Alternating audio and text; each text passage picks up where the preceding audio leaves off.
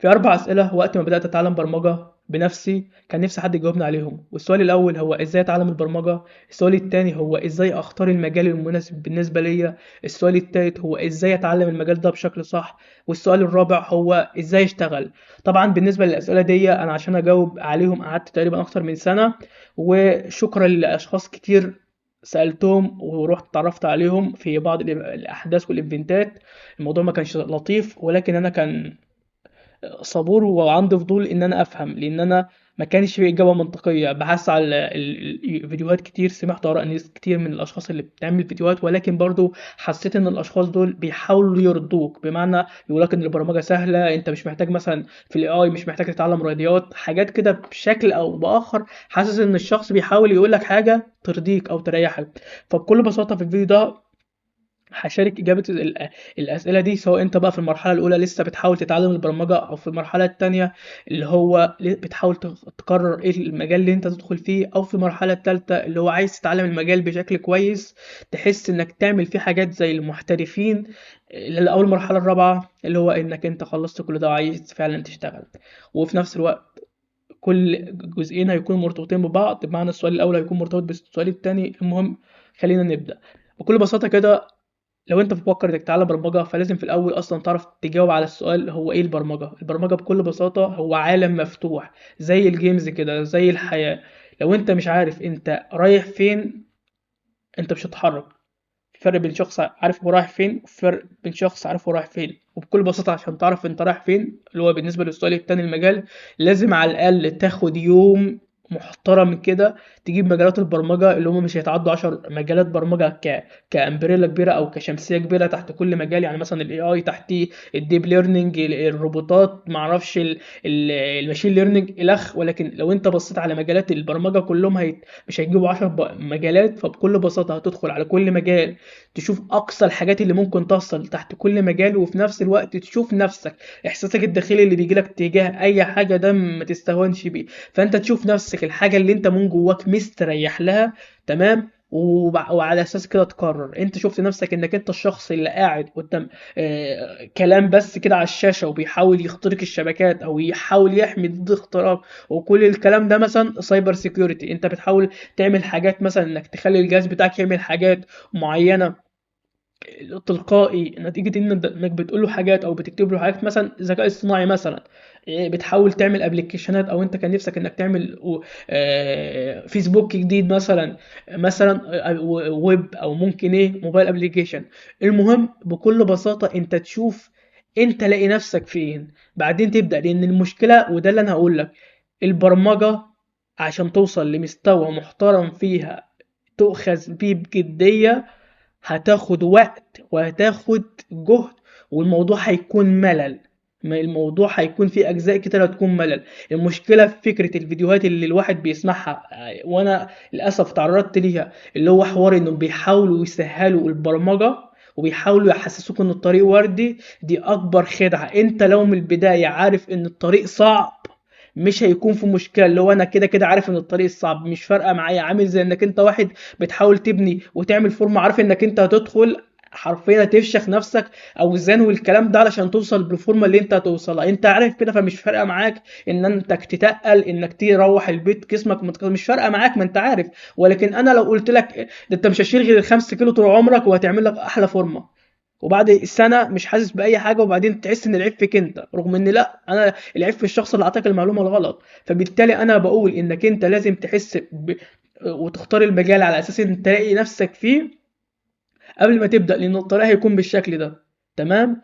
بالظبط. فهو بالظبط زي ما واحد عايز يبني فورمه وعارف ان الوضع صعب ويستحمل لاجل سبب خاص بيه، انت بالمثل لو انت عايز توصل في البرمجه لمستوى كويس انت تحس نفسك فيه، وتحس نفسك انك فعلا بتبرمج وبتعمل حاجات ومؤهل للشغل، لازم تختار الحاجه اللي انت حاببها. ولازم في الاول والاخر تعرف ان الطريق صعب، الطريق ممل، ولكن انا عارف انا رايح فين وانا عايز الحاجه دي.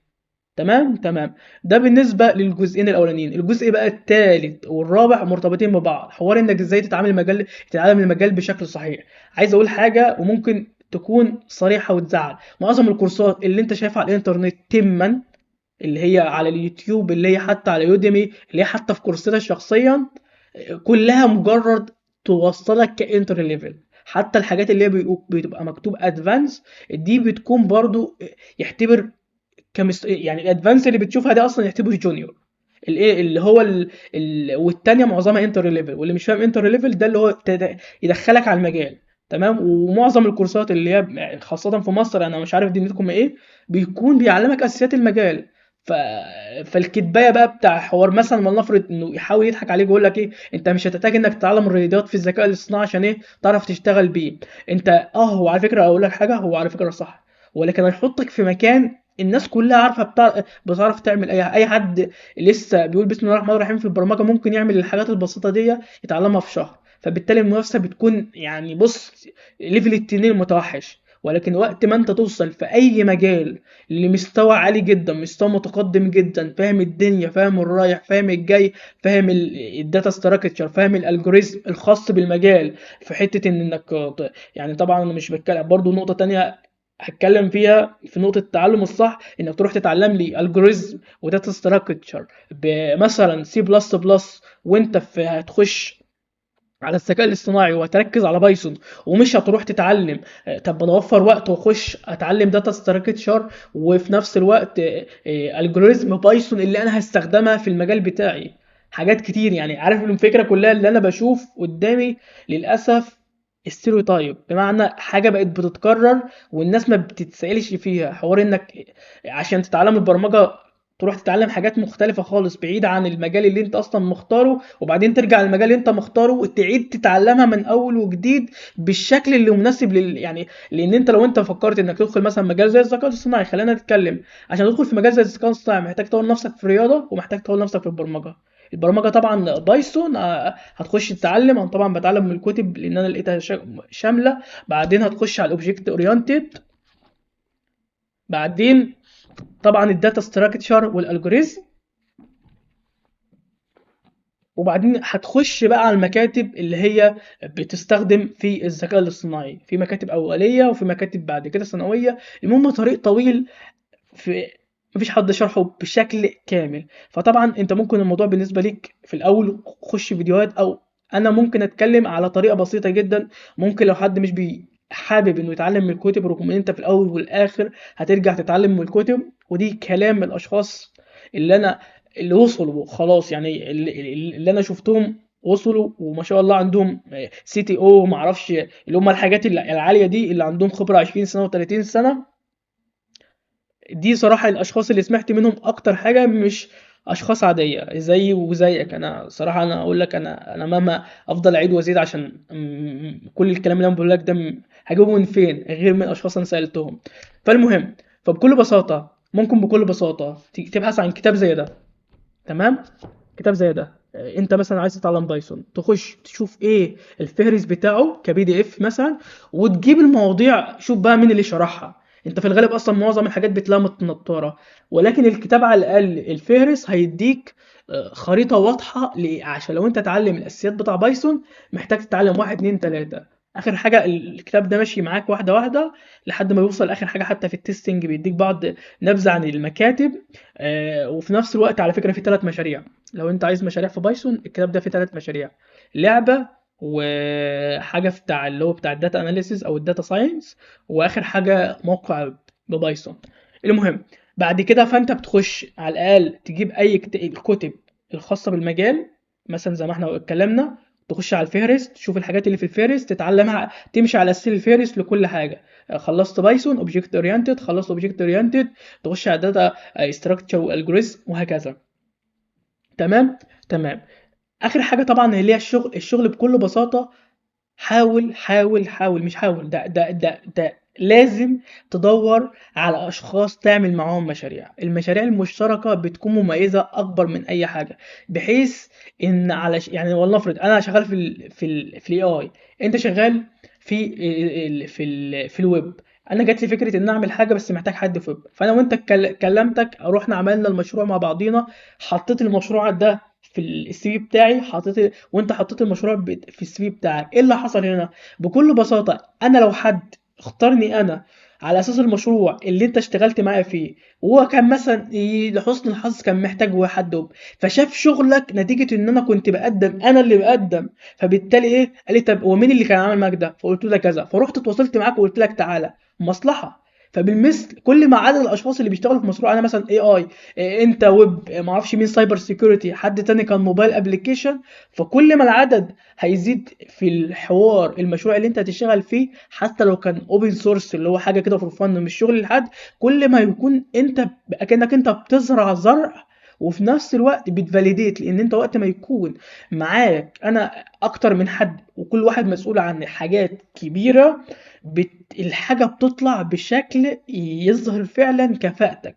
ولكن انت ممكن تكون لوحدك مش عارف تظهر كفاءة نفسك، لان انت محتاج حاجات تانية انت مش هتعرف توفرها، او لها دنيا معينه. ولكن انا لو طلعت الاي اي بشكل كويس، انت طلعت الويب بشكل كويس، ده طلع الموبايل ابلكيشن بشكل كويس، وكلهم مرتبطين تحت حاجه واحده، هنخدم بعضينا. تمام.